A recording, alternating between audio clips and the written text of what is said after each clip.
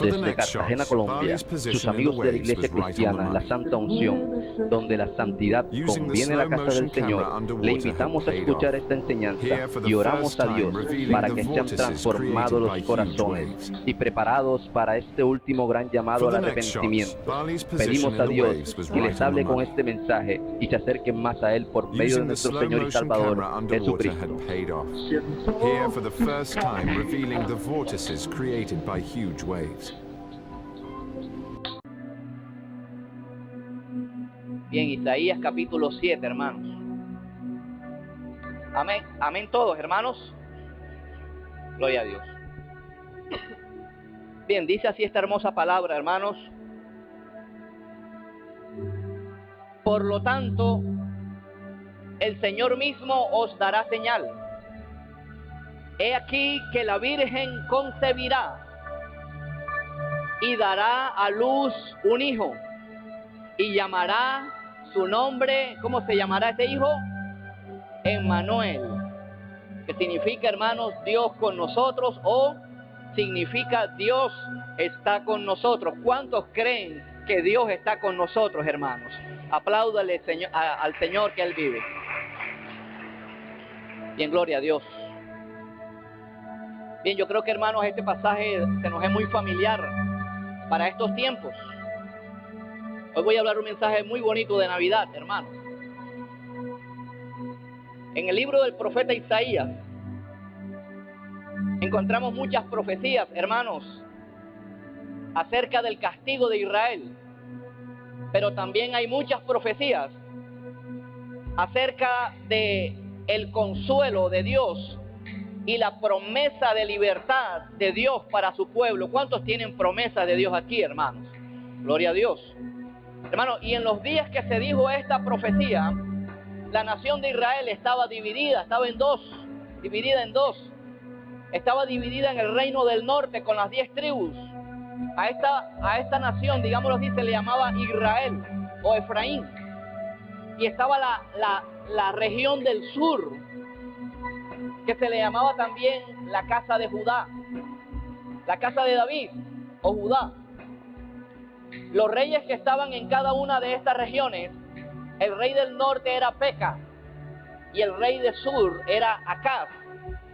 Ambos eran extremadamente reyes malos, no reyes magos, reyes malos, muy malos. Y, hermanos, extrañamente, el reino del norte, que era parte de Dios, había hecho alianza con los sirios para evitar que los asirios los invadieran. Les estoy haciendo un resumen de estos versículos para no leerlo todo.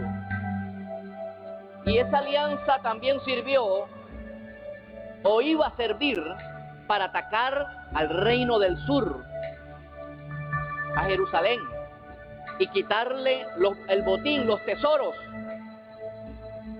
Y viene el rey Acaz y empieza a preocuparse de esta futura invasión. Y en este tiempo estaba ministrando el profeta Isaías. Volvamos al capítulo 7.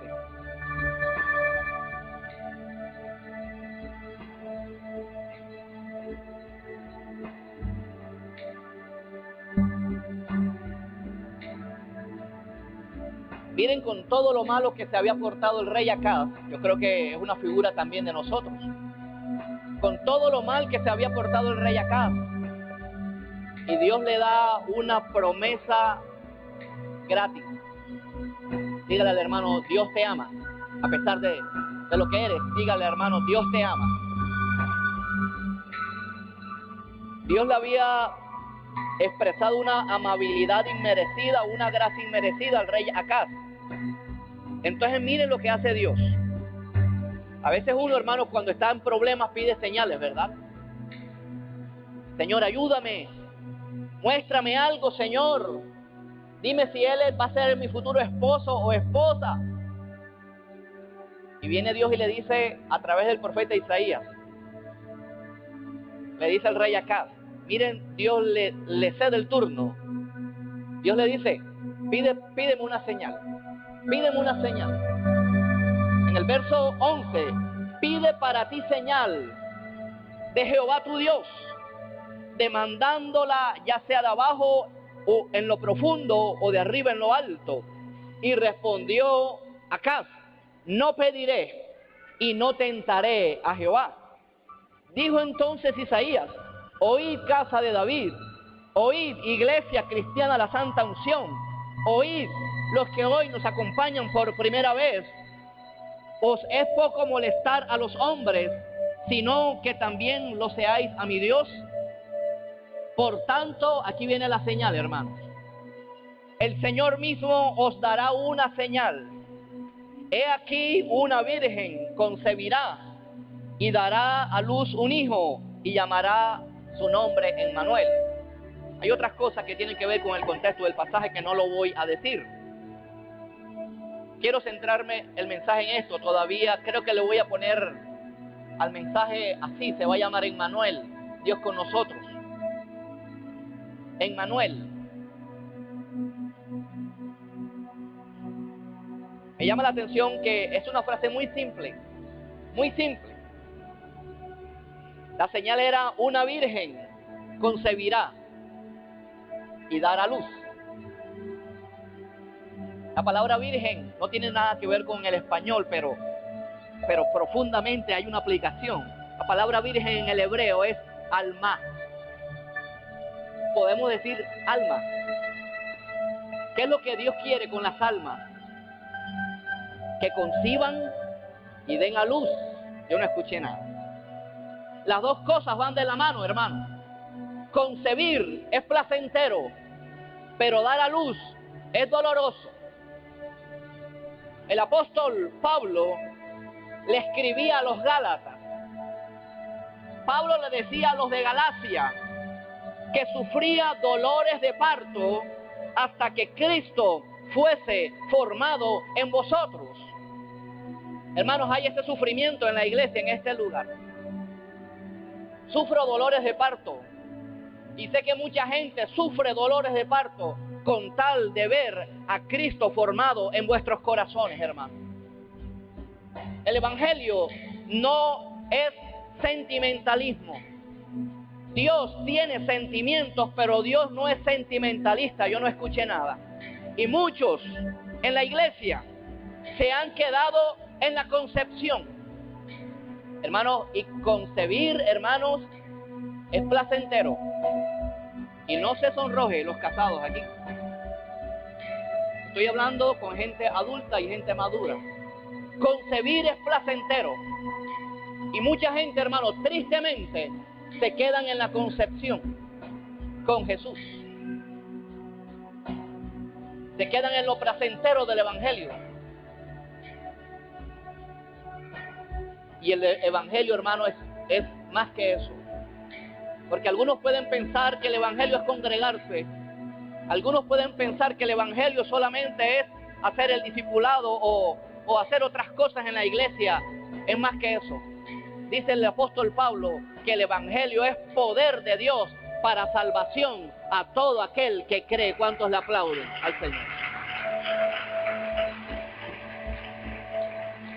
Una cosa no puede estar sin la otra. Si concibes a Jesús, lo tendrás que parir. Yo no escuché nada, hermano. Y es así con cualquiera cosa. Si concibes el pecado, lo siento mucho, lo tendrás que parir.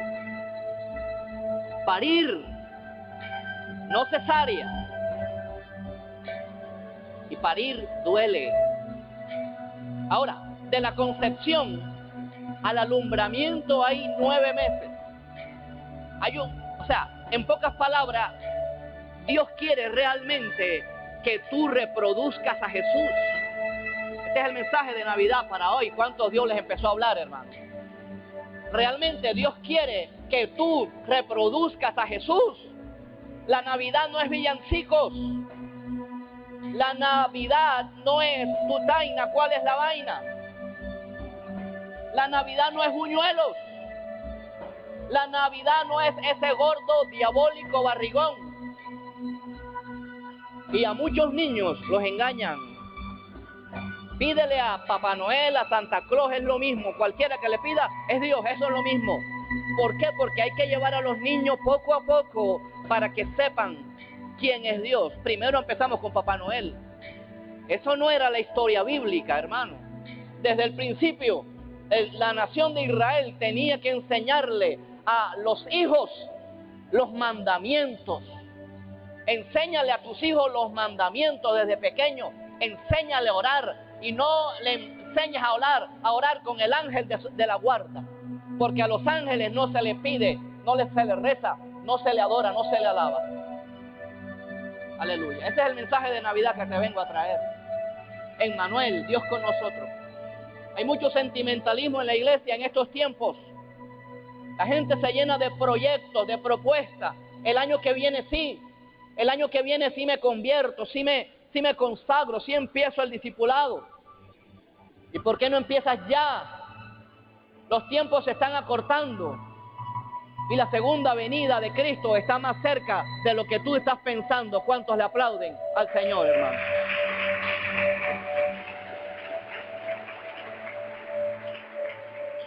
El evangelio no es natilla, hermano. Usted puede comer natilla, buñuelo, eso no es el punto, hermano. Usted lo puede hacer. El asunto, hermano, que no nos quedemos con esto. Pregúntale a la gente en la calle, hagan una encuesta aquí, ¿cuáles son los símbolos de la Navidad? Arbolitos de Navidad, luces, Papá Noel. ¿Te has preguntado dónde está Emmanuel? Esa gente, hermanos, que en estos días están haciendo novenas, ellos no tienen Emmanuel. Y para ellos el Emmanuel es Dios con nosotros de vez en cuando. Dios con nosotros en Semana Santa, Dios con nosotros en Navidad y Dios con nosotros cuando juega la selección Colombia. Solamente ahí está Dios con nosotros. Hermanos, y Dios tiene que estar con nosotros todos los días de nuestra vida. Aleluya. Es para Dios. Esta es la verdadera Navidad, Dios con nosotros. ¿Te has puesto a preguntar por qué la gente cambia de actitud en estos días? ¿Por qué la gente empieza que nunca se acuerdan de los pobres? ¿Por qué ahora empiezan a regalar juguetes? Yo no escuché nada. Quieren congraciarse con Dios por medio de las obras. Está mal de juguetes, yo no estoy hablando de eso. Lo malo es por qué no lo haces en enero, en febrero, en marzo, en abril, en mayo, en junio. Y nunca más te acuerdas de los pobres y los necesitados. ¿A cuánto Dios les está hablando en esta mañana? Es el verdadero Dios con nosotros todos los días. No simplemente centrarse en un día. Porque la Navidad, el origen de la Navidad, hermanos, simplemente es algo que quiso hacer el catolicismo para negar, para quitar, para cambiar la adoración a Saturno. En esos tiempos, ¿cuál es la diferencia? Si la gente ya no adora a Saturno, sino a Papá Noel. ¿Ah? ¿Se ha dado cuenta de las novenas? El texto de las novenas, oración a San José. Ahora también hay que pedirle a San José. Oración a la Santísima Virgen.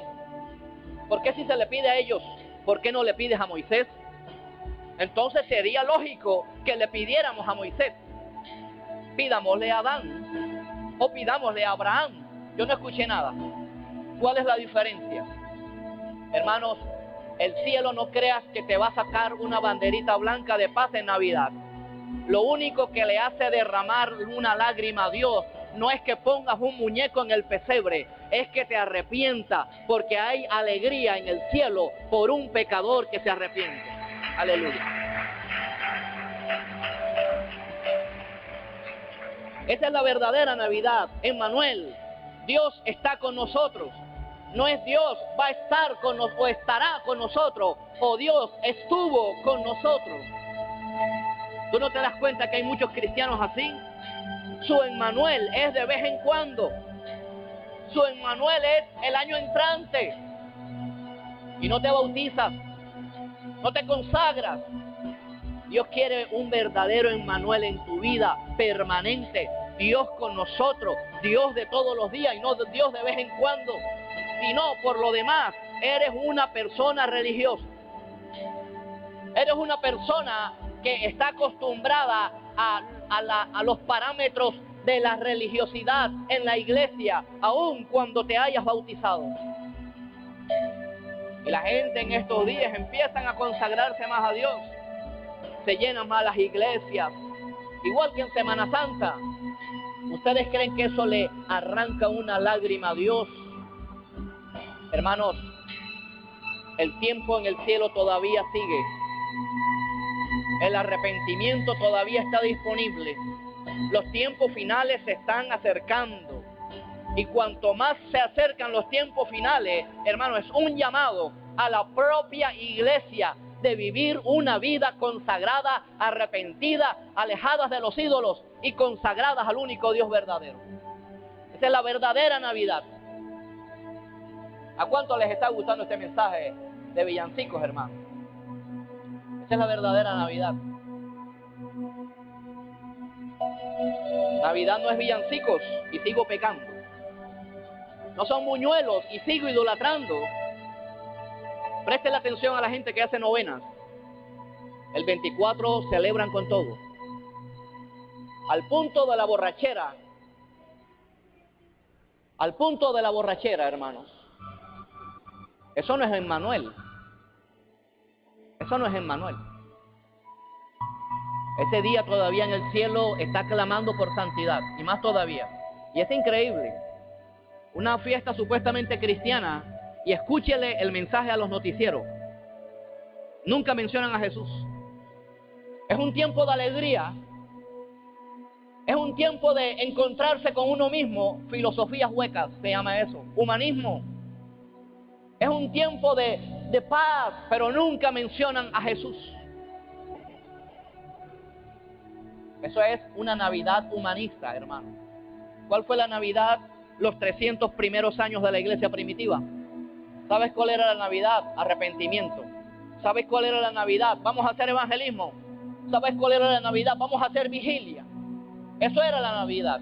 Hoy la Navidad dentro de las iglesias es quema de deudas. Pacta con Dios. Esas son las Navidades de hoy en día. Como si Dios hubiera cambiado el mensaje de la Navidad. Navidad no es el niño Dios. Es que Dios se hizo niño, sí, Dios se hizo hombre, necesitó un cuerpo humano, pero hasta allí no más. No es para pedirle ahora al niño Dios, porque Dios, Jesús, no es un niño.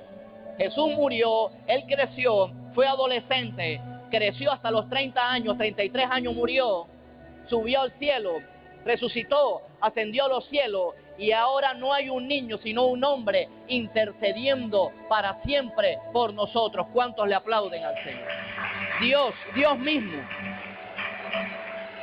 Jesús es Dios. Jesús es Dios. Ese es el mensaje de Navidad que te vengo a traer. La verdadera Navidad de Jesús en el corazón. Cuando lo dejas crecer, y cuando dejas crecer a Jesús, vas a parirlo. Te va a dar dolor. ¡Ay, Dios mío! Yo no sabía que esto era así. Sígueme tratando. Sígueme, Padre de la Gloria, moliéndome en el molino.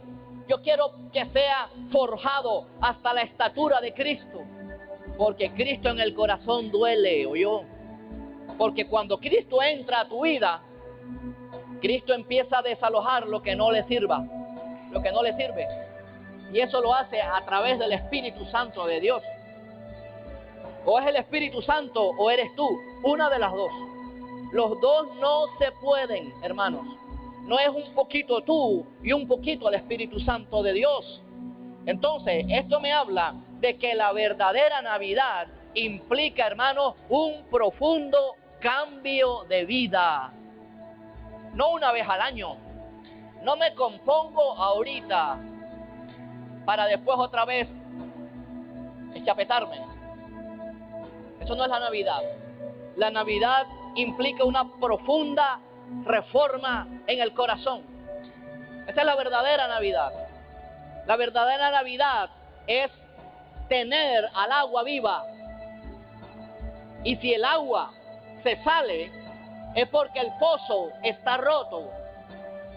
Porque Jesús es el agua viva. Jesús es el agua viva, yo dije, hermanos. ¿Y qué rompe el pozo? El pecado. El pecado rompe el pozo. Ahora, no está en el plano original de Dios que tengas un pozo. Hay una mujer en la Biblia, hermano, no voy a leer todo este pasaje, que tuvo problemas con la Navidad, y es la mujer samaritana, hermanos. Vaya conmigo al Evangelio de Juan, capítulo 4, no lo voy a leer, simplemente lo voy a comentar por arriba, pero ya usted sabe este pasaje. Esta mujer iba a sacar agua.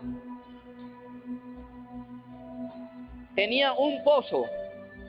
Era un pozo de un hombre. Digámoslo así, no era el pozo de Dios, era el pozo de Jacob. Y Jesús, como conoce los corazones, le dijo a esta mujer, dame de beber. Dame de beber. Por supuesto, Jesús sabía a dónde iba a llevar esa conversación, pero esta mujer no. En el versículo 9 del capítulo 4, le dice a la mujer, ¿cómo tú siendo judío me pides a beber de mí, que soy mujer samaritana?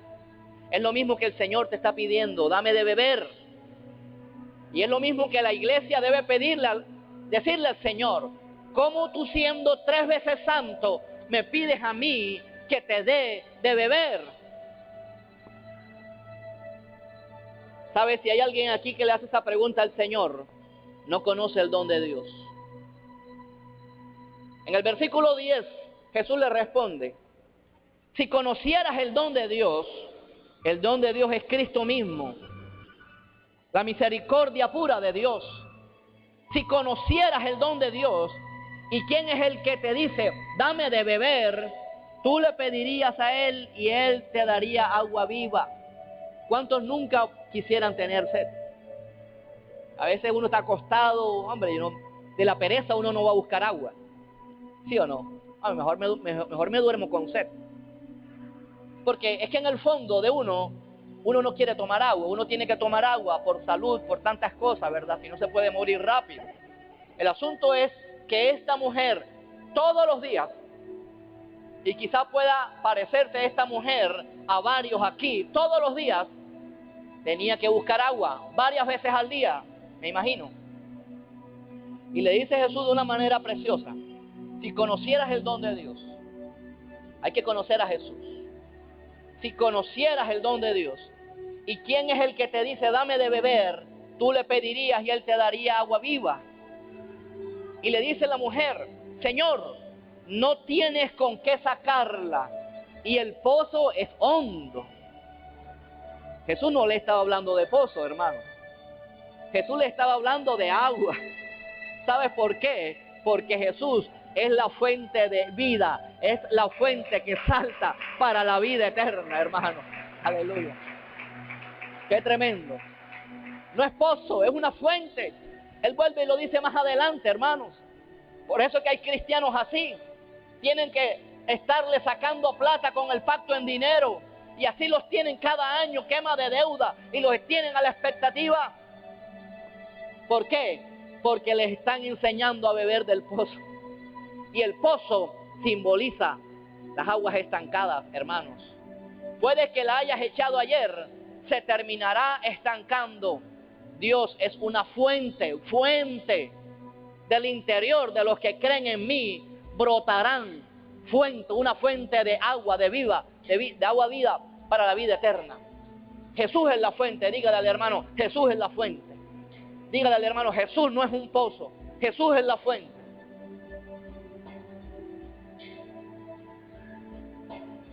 Aleluya.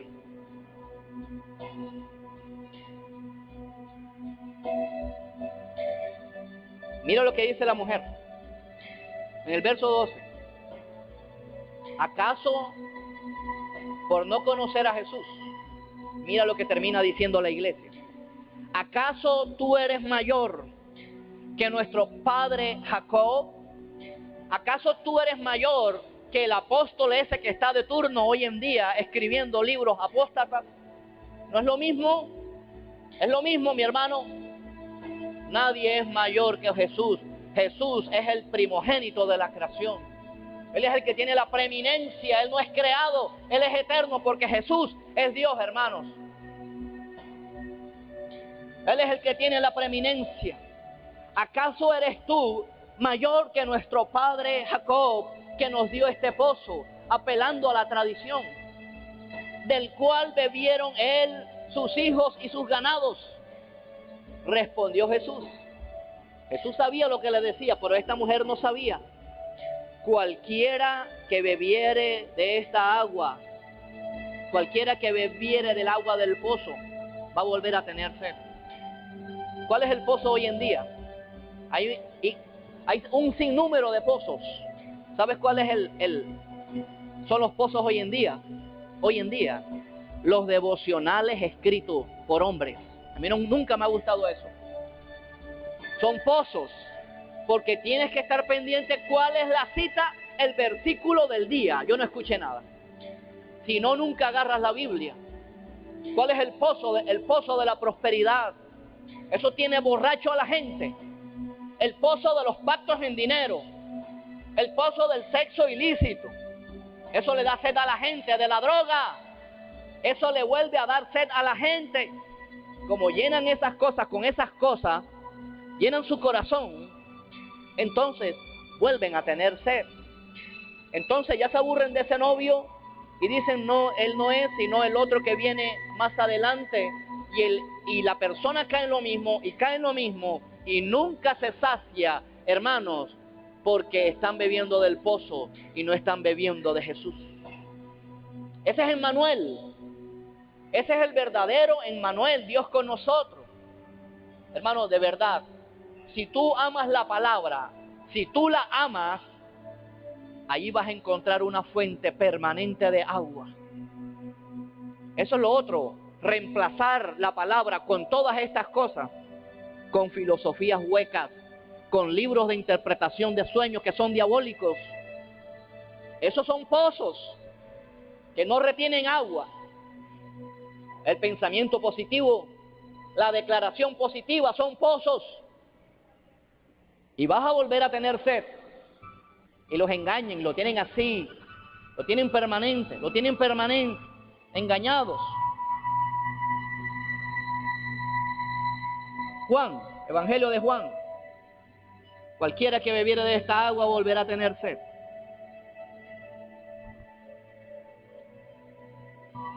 Dice el versículo 14. Dice, mas el que bebiere del agua que yo le daré. Ya viene un agua que no está estancada, hermanos. No es un agua de pozo. Mas el que bebiere del agua que yo le daré no tendrá sed jamás, sino que el agua que yo le daré será en él una fuente de agua que lo ayude a saltar para la vida eterna. O sea, es increíble, si es una fuente de agua, es decir, que Dios tiene un tobogán en el cielo, y ese tobogán Él nos los ha dado y se llama el Espíritu Santo de Dios. ¿Cuántos le aplauden al Señor?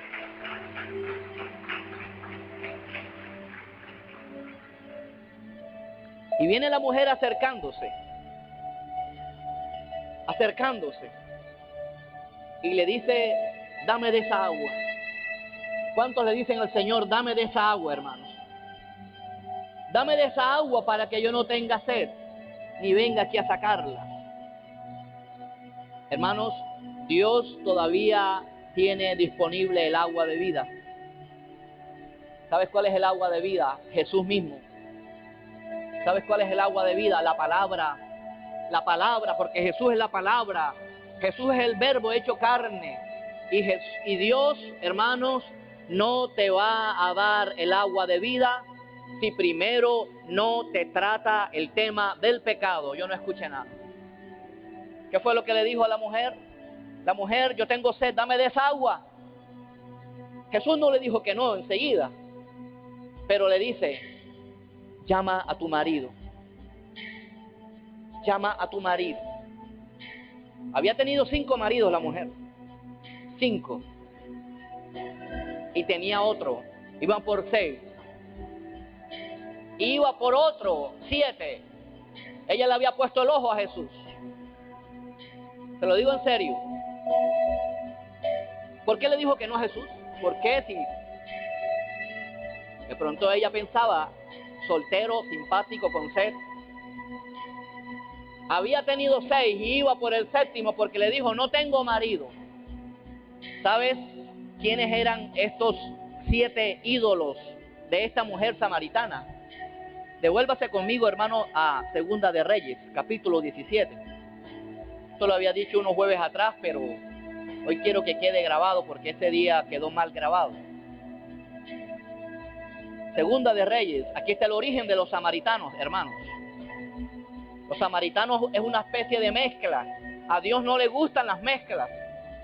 A Dios no le gustan las mezclas, dije, hermano. Dios quiere un pueblo apartado, un pueblo santo.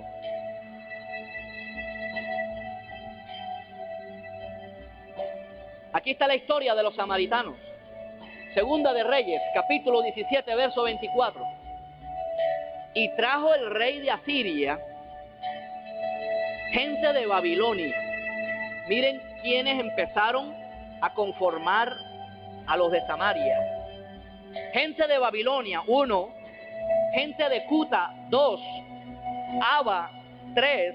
Hamad o Amad, 4.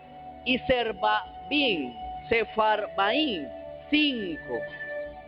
Hasta allí pudiéramos pensar los 5 maridos de la mujer. ¿Y dónde sacó el 6º y a dónde iba para el 7º? Es lo que vamos a ver. En el versículo 30. ¿A cuántos Dios les está hablando en esta mañana, hermanos?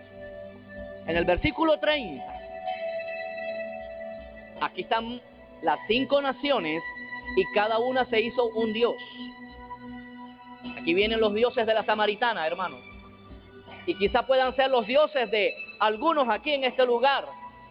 Los dioses de la samaritana. Los de Babilonia hicieron a Sucot Benoth. Sucot Benoth representa la inmoralidad sexual.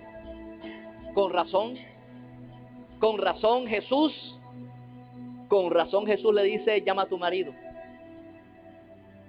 Hermanos, y si este está de primero era porque este era un ídolo fuerte en la mujer samaritana. La inmoralidad sexual en cualquiera de sus formas. En cualquiera, aquí cabe cualquier tipo de inmoralidad sexual en Sucot Benoth.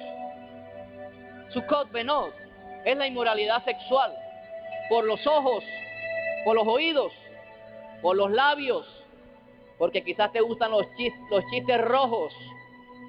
No te ríes, pero estás al lado de los compañeros de trabajo con la cara seria. Pero apenas se van, te mueres de la risa. Yo no escuché nada. ¿Cuál era el otro ídolo de la mujer samaritana? Los de Cuta hicieron a Nergal. Nergal representa el ocultismo, la brujería, la hechicería, la lectura de cartas, la lectura del café. Eso hay que dejarlo si quieres que verdaderamente Dios esté contigo, Emmanuel. Los de Hamás hicieron a Asima. ¿Sabe? Amad significa autoacusación y Asima culpa. Hermanos, y ninguna condenación hay para los que están en Cristo Jesús, hermanos. Qué tremendo, ¿verdad? Que eso se puede convertir en un ídolo, el que ya no confíes en el perdón del Señor, sino en tu propia justificación. Eso es un ídolo. Los abeos, ¿qué se hicieron los abeos? Se hicieron 2 ídolos. Los abeos adoraban perros, si uno lo sabía. Entonces ellos se hicieron a Nibhaz, que significa que ladra. Esto representa la inmundicia, hermano, lo que tienen la mente impura. Entonces ellos tenían impurezas en sus pensamientos. No en vano había tenido 5 maridos, hermanos. Y los sabeos también se hicieron a Tartac. Y yo veo aquí, hermano, una profunda adoración estricta y literal a las propias tinieblas, al diablo. ¿Cuántos ídolos van, hermano? ¿Cuántos van? 5. 5 ídolos. 4 naciones. Los de Sefarbaín. Aquí viene algo grande, hermano. Los de Sefarbaín se hicieron a Adramelech y Anamelech. Hermano, en el fondo del hombre, el hombre siempre va a querer buscar a Dios. Pero mucha gente busca la paz de Dios, a Dios en las drogas, en el sexo ilícito. Se equivocan, es otra cosa. Pero en el fondo del hombre siempre hay una tendencia a buscar a Dios. Los de Sefarbaín hicieron a Adramelech. ¿Sabe lo que significa Adramelech? Esto era un ídolo. Escucha, esto era un ídolo. Adramelech significa esplendor del rey. Y Anamelech significa imagen del rey. Estos eran los dioses que estaba adorando los samaritanos y los dioses que estaba adorando la samaritana. Pero la mujer samaritana no sabía que verdaderamente ella tenía enfrente al esplendor del rey y la imagen del Dios invisible. ¿Cuántos le aplauden al Señor, hermano? Aleluya. Ella lo tenía enfrente. Ella lo tenía enfrente y no sabía, o sabía la teoría. ¿Y sabes qué dijo ella? Bueno, le toca el tema de la adoración, etcétera. Pero hay algo que dijo la mujer. Sé que ha de venir el Mesías, llamado el Cristo.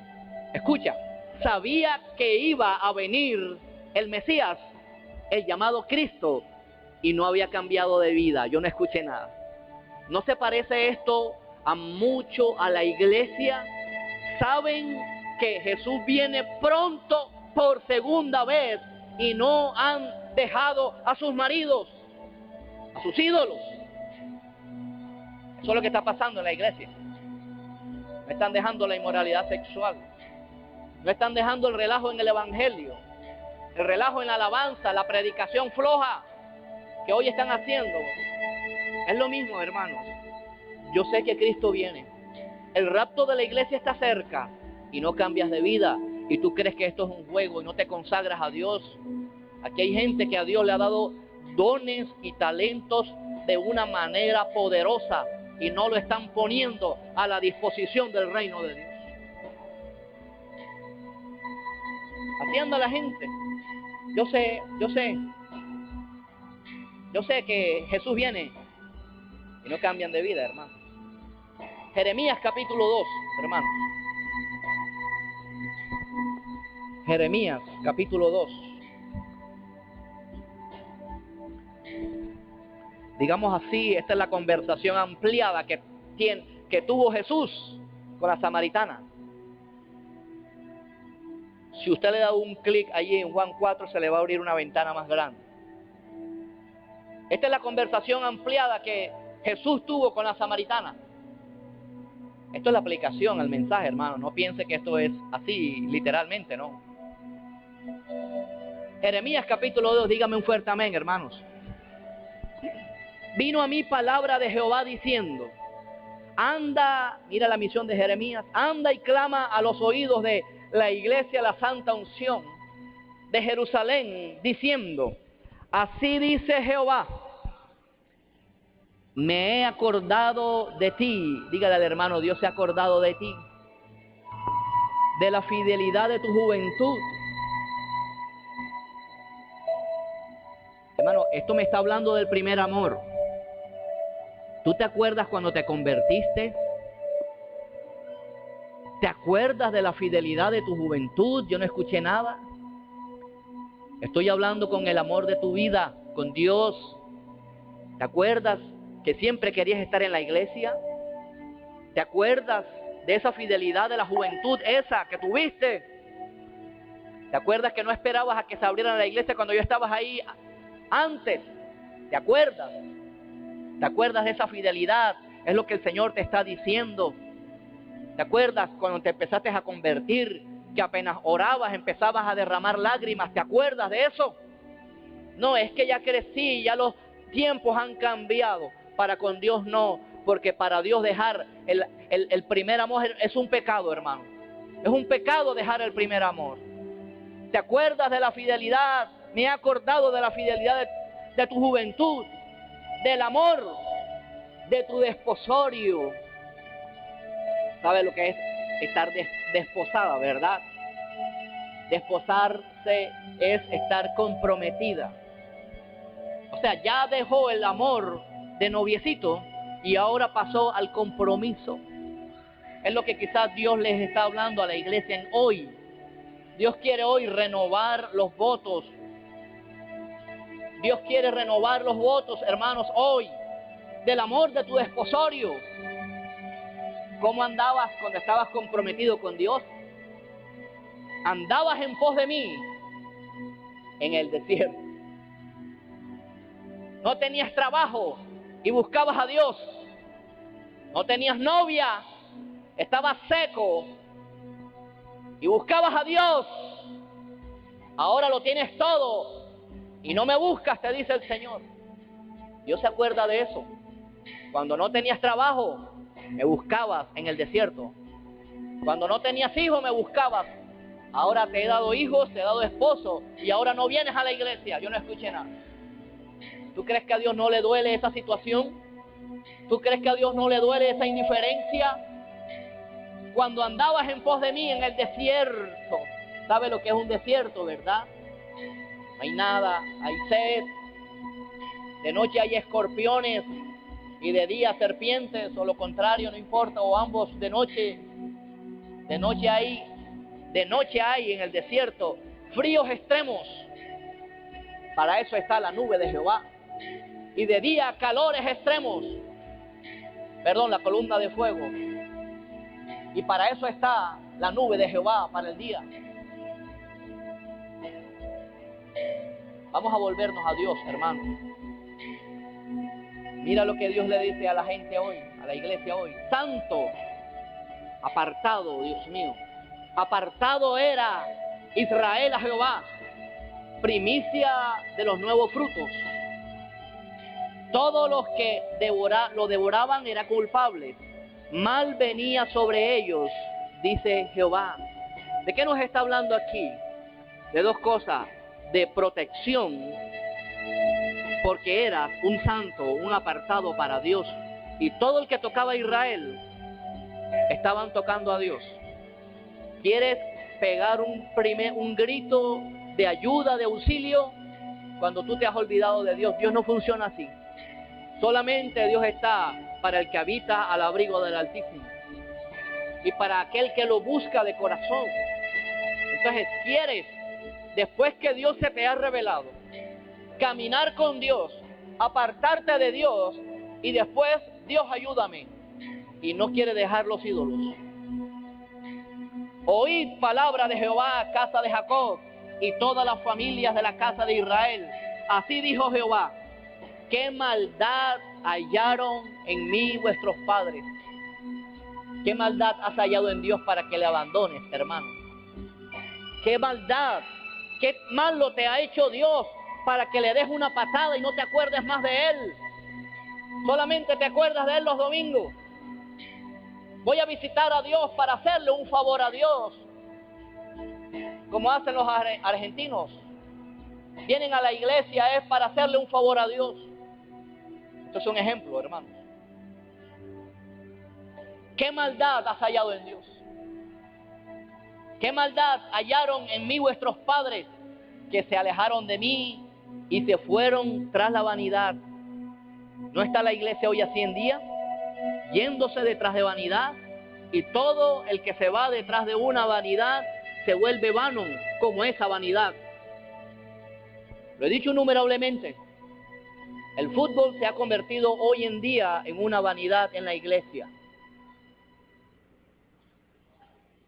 Si con la misma pasión que ves el fútbol te metieras con Dios, las cosas fueran diferentes. En los mundiales cristianos se ven 4 partidos, pero no oran ni buscan a Dios el equivalente a 4 horas de partido de fútbol. Yo no escuché nada. Hoy la iglesia se ha ido detrás de vanidad. Detrás de vanidad. ¿Quieres ver fútbol? Ve fútbol. Realmente ese no es el problema. El problema es que no le inviertes tanto a Dios como se lo inviertes al deporte. Yo no escuché nada. Yo no escuché nada, hermano. He sentido un leve silencio en este justo momento. Se fueron tras la vanidad. Y miren, los padres no dijeron, ¿dónde está Dios? Qué tristeza, ¿verdad? Los padres, podemos ver aquí la autoridad espiritual en la iglesia, no dijeron, cuidado con ese ídolo del fútbol. Cuidado con ese ídolo de las novelas, de la televisión, de internet, de Facebook. Cuidado con ese ídolo, porque te roba el tiempo. Andas con la cabeza cuadriculada, metida en ese celular inteligente. ¿Quién es más inteligente?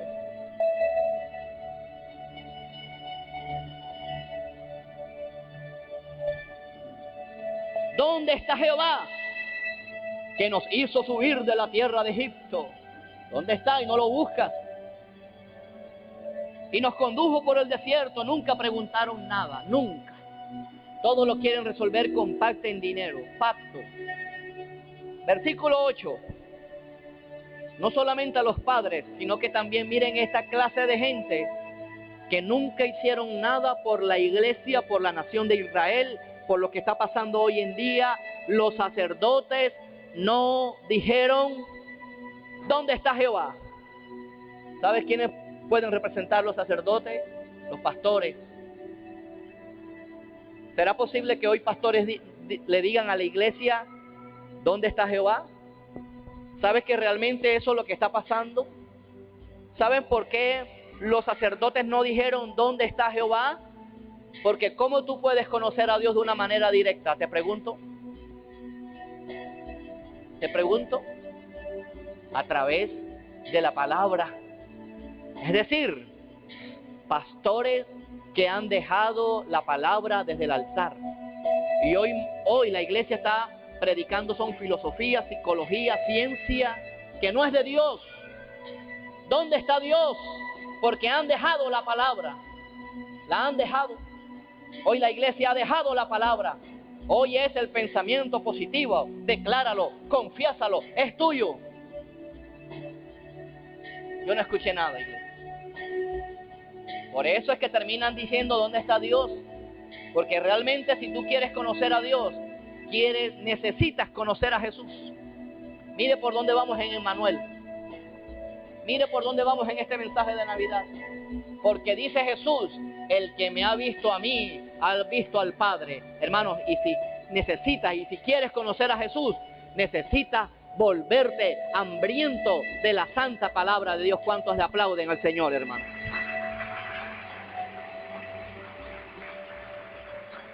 ¿Dónde está Jehová? Sacan la cartera, aquí está, vamos a hacer pactos. Sacan la tarjeta débito, la tarjeta crédito.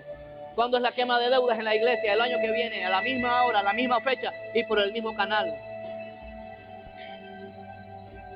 Los que tenían la ley, ¿cuántos tienen la ley de Dios en sus corazones? Los que tenían la ley no la conocieron. Qué tristeza, ¿verdad? Y los pastores, realmente esto es como los gobernantes, se rebelaron contra mí. Los profetas profetizaron en nombre de Baal, en nombre del libro de la interpretación de los sueños. Y anduvieron tras lo que no aprovecha. Dejaron a Emmanuel. Versículo 9 dice, por tanto contenderé aún con vosotros, dijo Jehová, y no con los hijos de vuestros hijos pleitearé. Versículo 11, miren lo que habían hecho Israel. Ni siquiera, hermanos, ni siquiera las naciones paganas habían cambiado a sus dioses.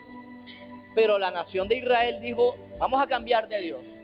Es lo que está haciendo la iglesia hoy en día. Lo dicen de manera camuflada, lo hacen. Pero cuando se empiezan a reemplazar a Dios por los pactos, han dejado a Jehová. ¿Acaso alguna nación ha cambiado a sus dioses, aunque ellos no son dioses? Sin embargo, mi pueblo ha trocado su gloria por lo que no aprovecha. Espantaos cielos, espantaos iglesia, la santa unción, sobre esto y horrorizaos, consolaos en gran manera, dijo Jehová, porque 2 males ha hecho mi pueblo. Eso es todavía la queja de Dios. 2 males se lo resume el Señor. Me dejaron a mí fuente de agua viva. ¿Cuántos creen que Dios es la fuente de agua viva? Jesús es la fuente de agua viva. ¿Cuántos le aplauden, hermanos, al Señor?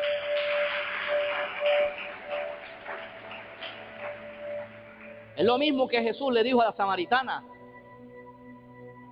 Lo mismito que Dios está diciendo ahora y lo que dijo hace 750 años antes que viniera Jesús, para redondear, digamos, hace 3000 años. Se dijo esto en Jeremías.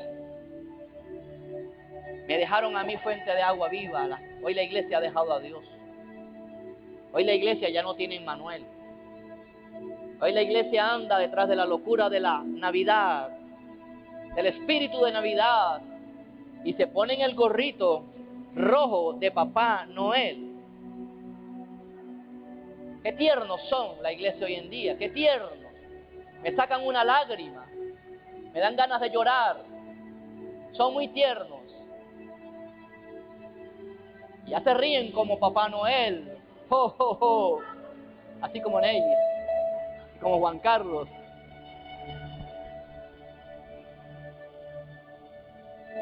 Falta eso, hermano. Me dejaron a mí, es lo que le está diciendo Dios a la iglesia, fuente de agua viva, y cavaron para sí pozos. ¿Sabe lo que es cisterna? Es un pozo, lo mismo. Pozos, tienen pozo, y para completar rotos por el pecado, por los argumentos, por la filosofía. Y cavaron para sí cisternas rotas que no retienen agua. ¿Es Israel siervo? ¿Es esclavo? ¿Tú eres siervo? Te pregunto. ¿Tú eres siervo de Dios? ¿Tú eres esclavo todavía? Tú no eres ninguna de esas dos cosas. Tú eres un hijo de Dios. ¿Cuántos lo creen, hermano? Por supuesto que en un sentido espiritual sí lo somos. Pero hay gente, hermanos, que cree que todavía es esclavo. No saben lo que es ser un hijo de Dios. Ya no les llamaré más siervo, les llamaré amigos. ¿Cuántos le aplauden al Señor? Aleluya.